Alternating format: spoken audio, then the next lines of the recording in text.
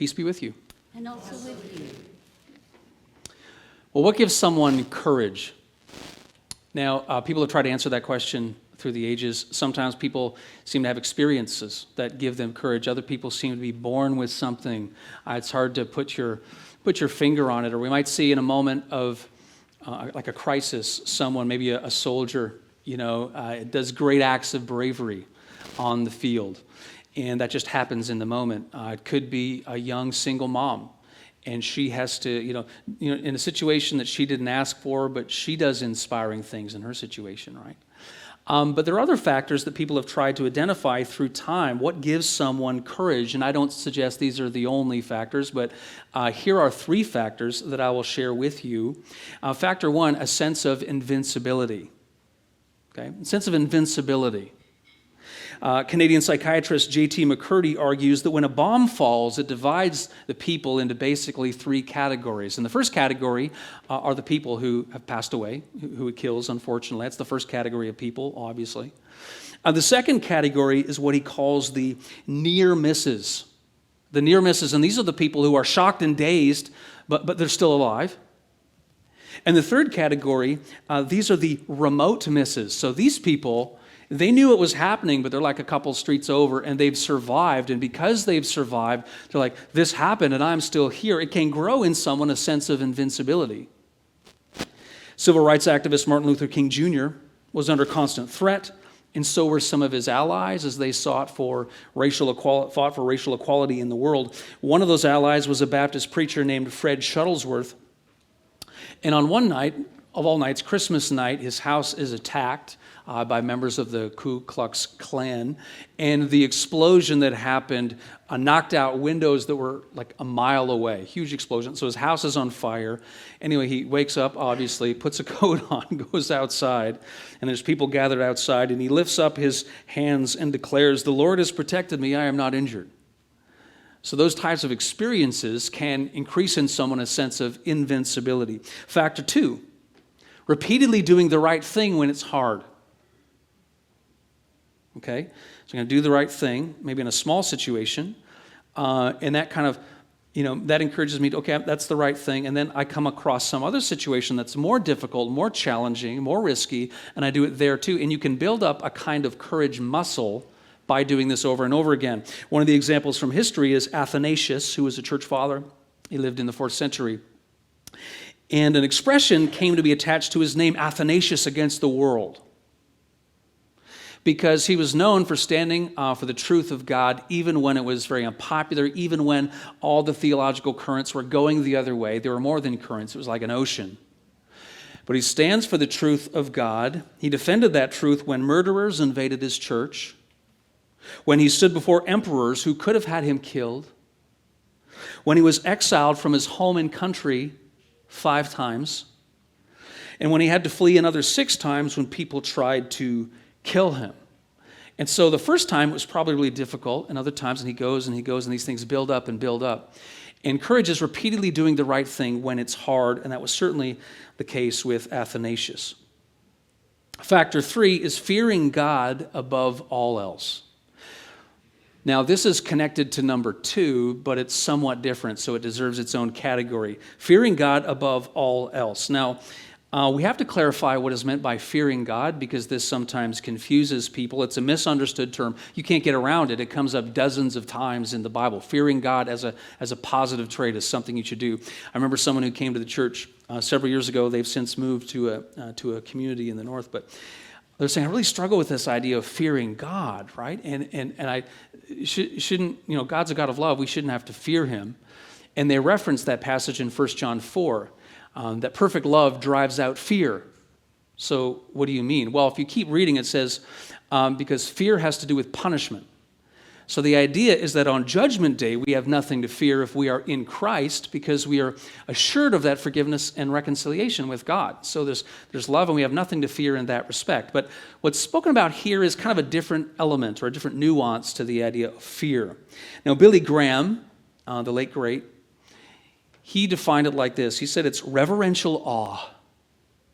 I like that, reverential awe that is full of reverence. And I would like to take it one step further and call it a volcanic reverence. This is an amazing, powerful reverence as we come to understand who God is and his majesty and his love and his power. This is volcanic reverence. That's what it truly means to fear God in the biblical sense. Just think about it. God made the cosmos, like heaven and earth. Think of makes heaven this incredible place where there's worship and there's peace and there's feasting and celebration for all of God's people. Generations upon generations for billions of people. God created that.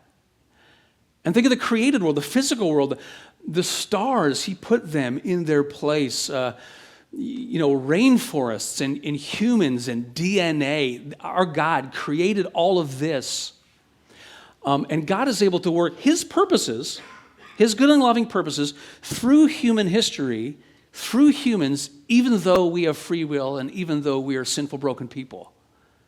God can do that.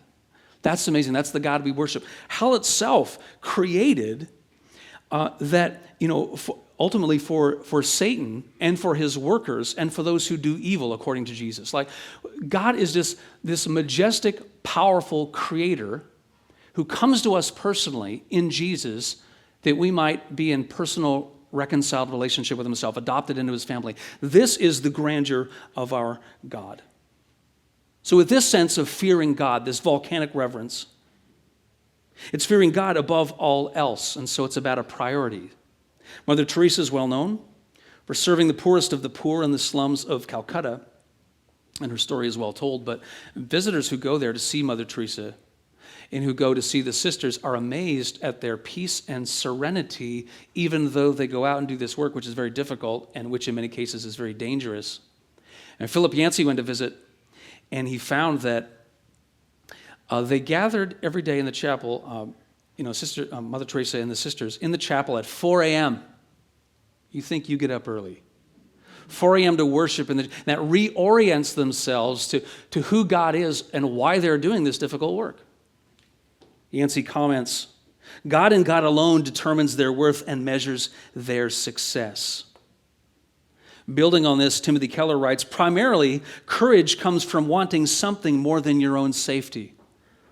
I want to honor God more than anything else. I want to honor God in my family. Therefore, things that maybe even put me personally at risk, that's of lesser importance than honoring or fearing God in this situation. Or maybe at work or with my friends. Or maybe there's something in the community that I care about, and I want to honor God in this, and so I care about that more than my own safety. And so from this can flow courage. And so let's think about ourselves, okay? Factor one, a sense of invincibility. Well, maybe some of you have had near-death experiences. Maybe some of you haven't, so that's kind of in a separate category. Number two, repeatedly doing the right thing when it's hard. Well, that's something that you can train yourself in. So maybe some of you have worked on that, and you can build up a kind of courage muscle. Factor three, fearing God above all else, having this volcanic reverence for God. And this is something that all of us can work on and develop. Now, all three of them were present in King David and he was far from perfect, but through various chapters of his life, and he is the author of the psalm we're about to look at, Psalm 27. But what about us? What about our potential? Do you want to be a person of courage?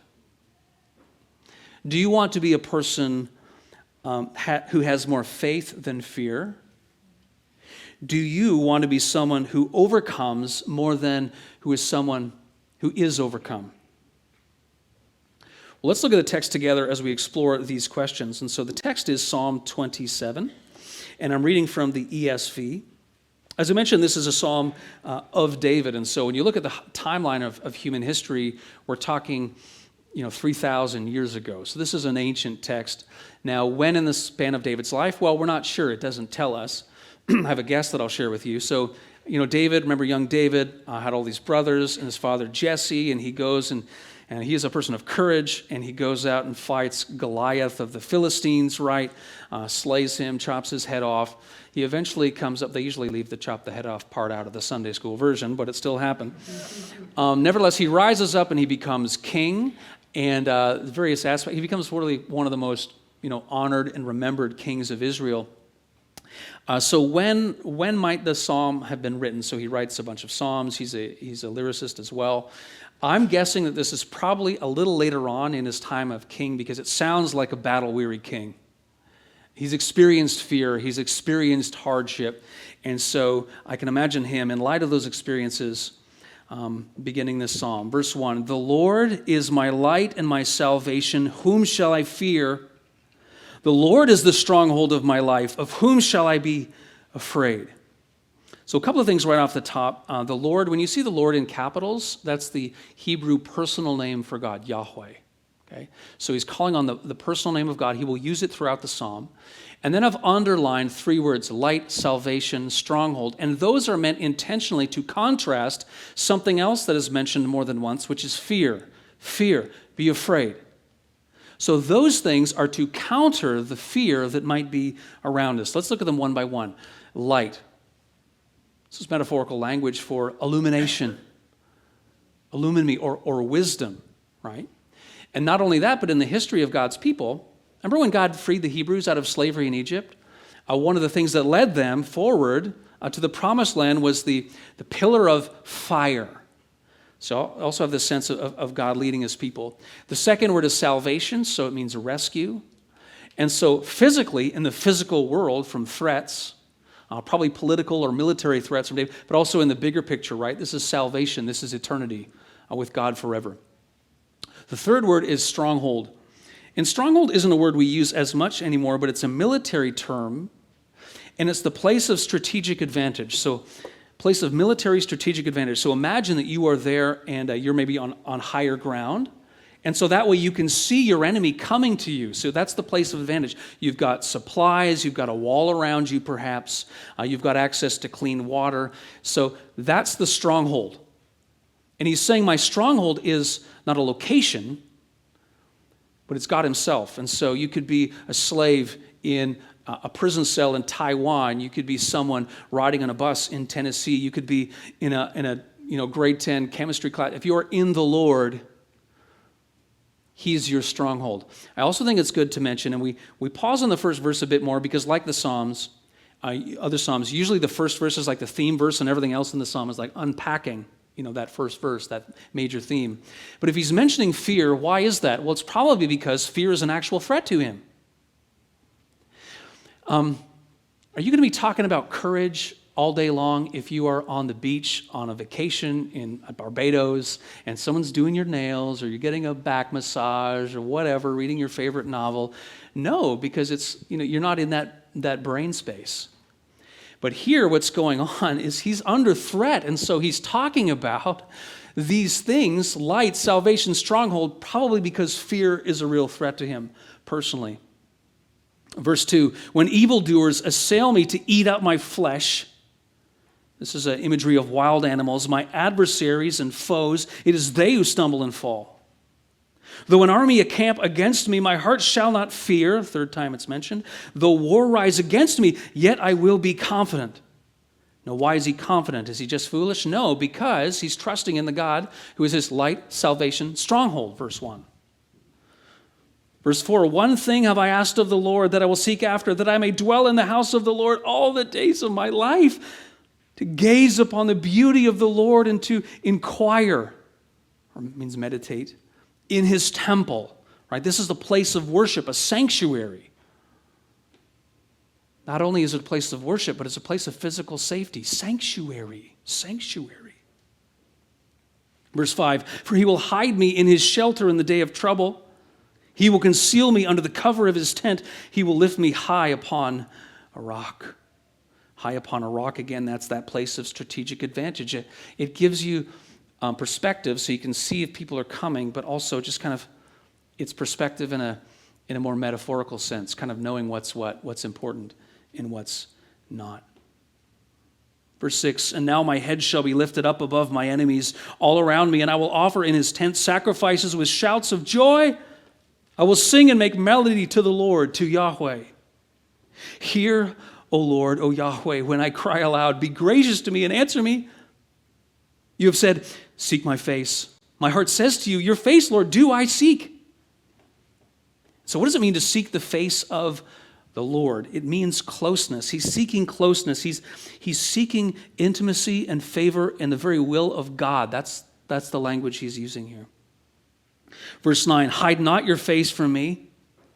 Turn not your servant away in anger, O you who have been my help.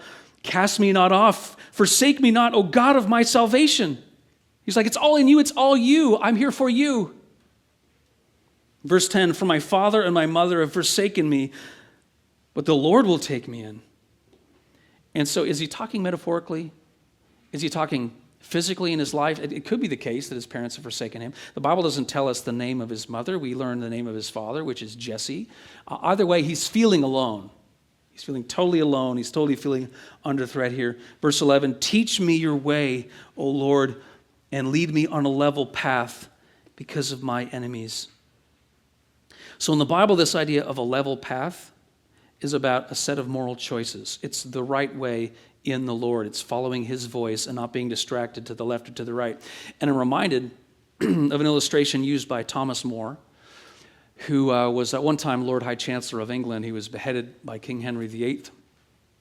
But prior to that, he wrote several books. But in one of his books, he talks about, imagine you're walking down a road and you're trying to go forward. This is the level path. And there's really high buildings on either side with a bunch of windows and the people hanging out as if they're yelling at a parade or something. And on the one side of the street, people are yelling out the windows and they're yelling negative things at you. They're criticizing you. You can't do it. You're an idiot. There's no way you're going to make it. You, with all the mistakes and brokenness, you piece of filth. But on the other side of the street, the people hanging out those windows are saying good and wonderful things, positive encouragements, and you can do it, and you are a child of God, you are victorious. But the problem is that the people saying the negative things outnumber the people who are saying the positive things, like 10-1. It's like you got to tune those out, and you got to listen to those other good voices, and ultimately follow the shepherd who's right in front of you. And really that's kind of part of the sense here in verse 11. Then verse 12, give me not up to the will of my adversaries, for false witnesses have risen against me, and they breathe out violence. In the ancient world, there were no security cameras, so witnesses were very important. False witnesses have risen up against him. They are bloodthirsty in their intentions.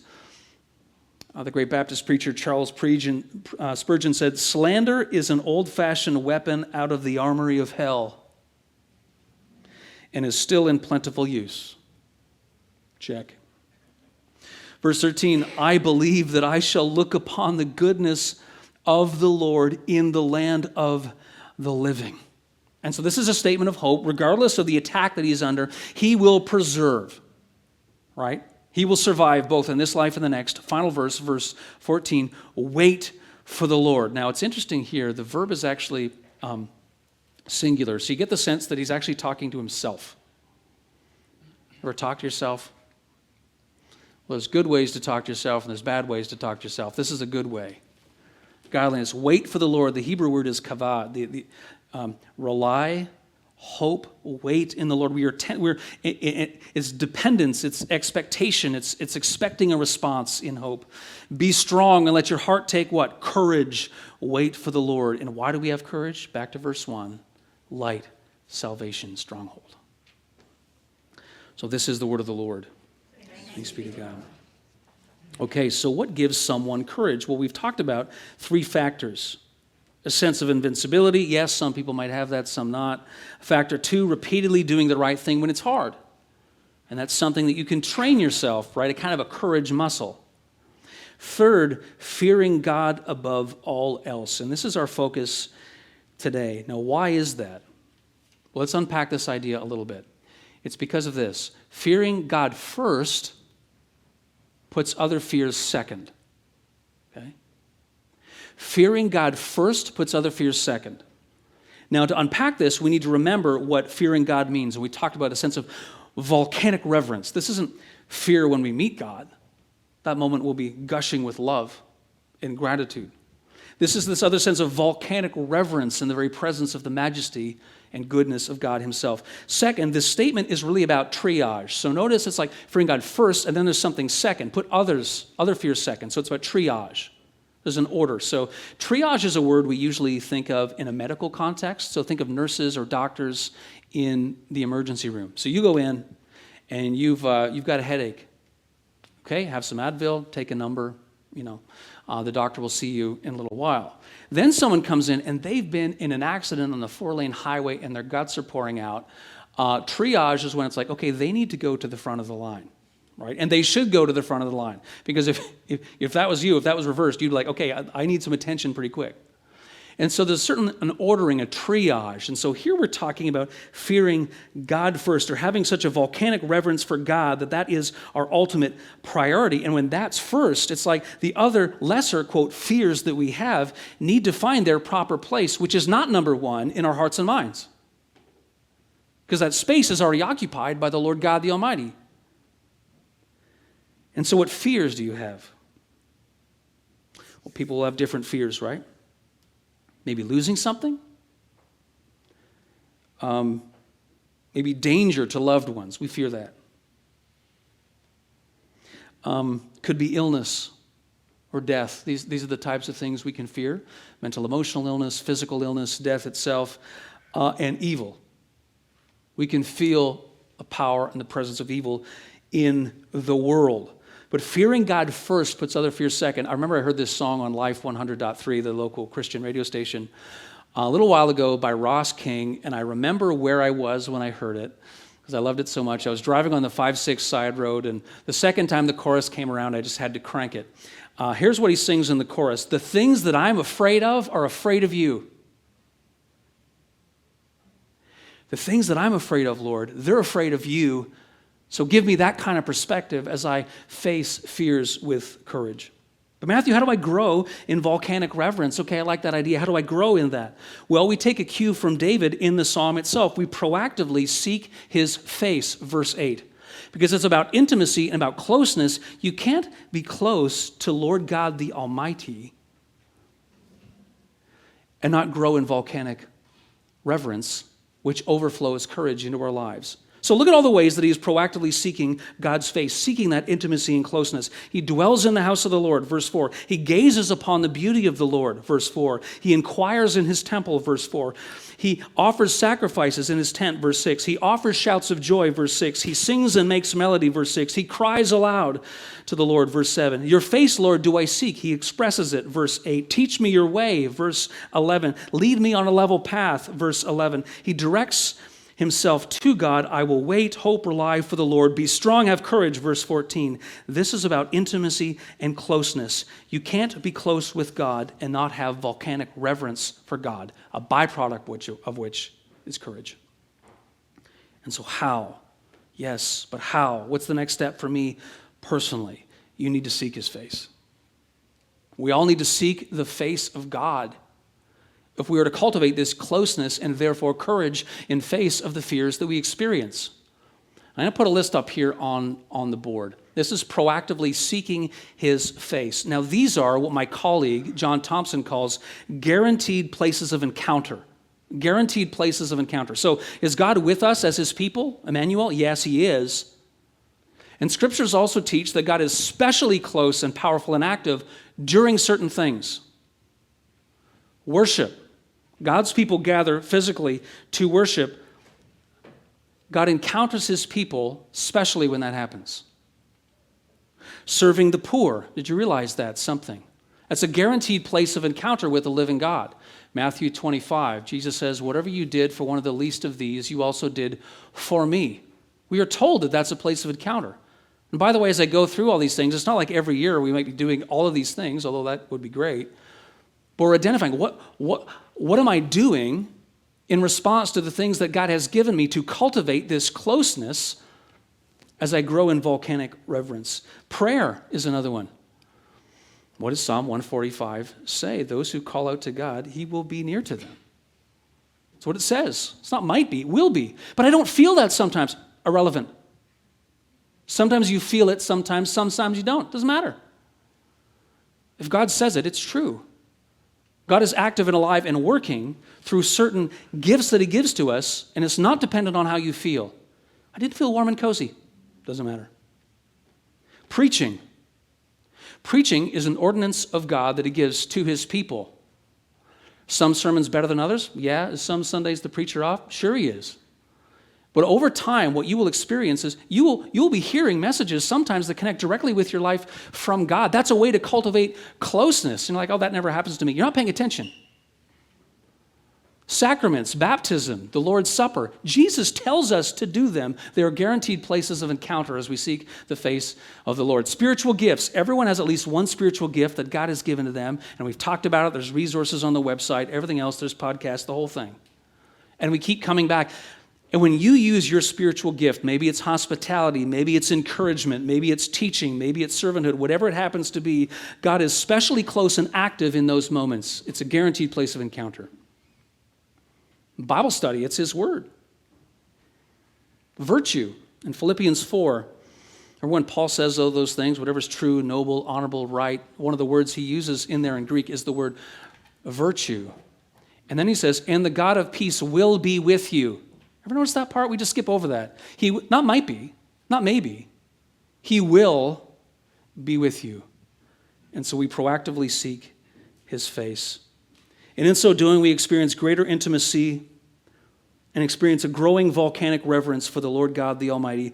A byproduct of that is greater courage, because fearing God first puts other fears second.